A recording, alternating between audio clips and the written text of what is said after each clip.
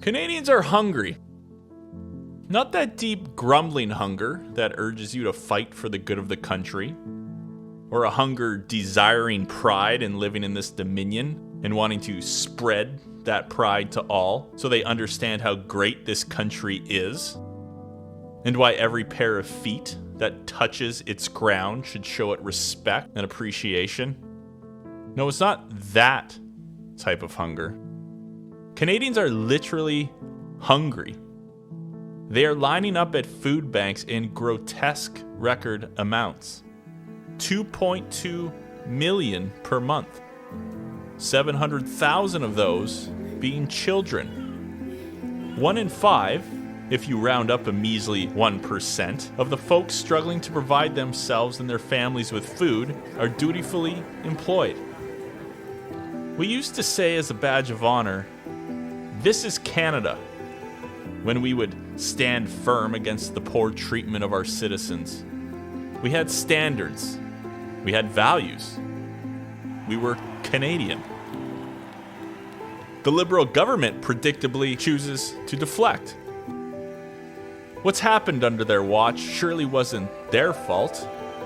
So instead of trying to fix their watch, and it surely can be fixed with the plentiful amount of resources in our inventory, they have chosen to instead buy a new, more expensive watch, one that is also a ticking time bomb to take out even more Canadians.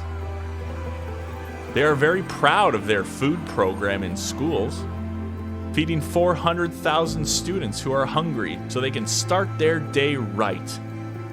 MP Patty Hajdu has shared in the House, with proper long-term investment and improved access, these kinds of initiatives are showing early promise for greater adoption and expansion.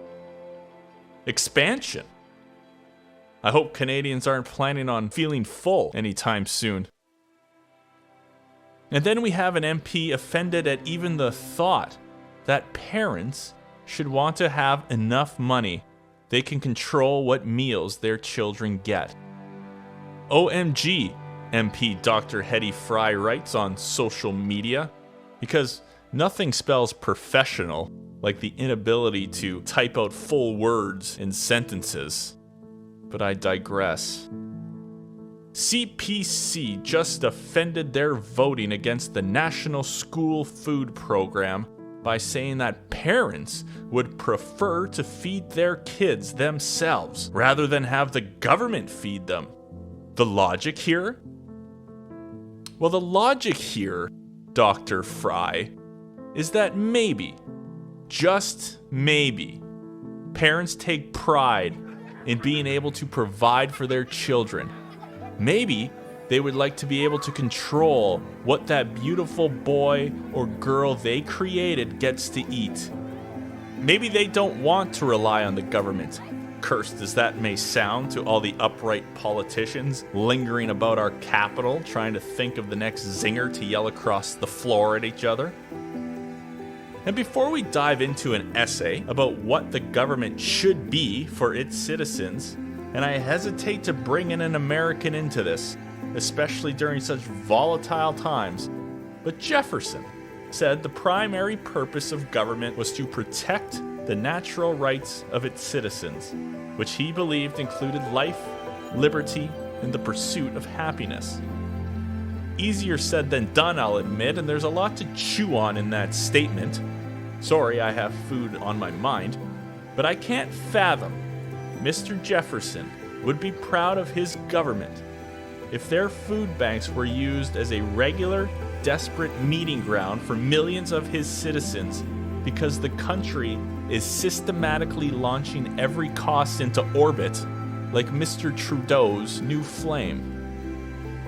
We are a country with the ability to bulge our people's wallets, yet we'd prefer to bulge the food banks with canned grub and food that a rat would even hesitate to eat on a regular basis. This is not Canada. We need to start yelling before we accept defeat and lower our expectations to an abysmal low, where a $50 can of tuna will appear on the menu for dinner. Until next time, ever forward, Canada.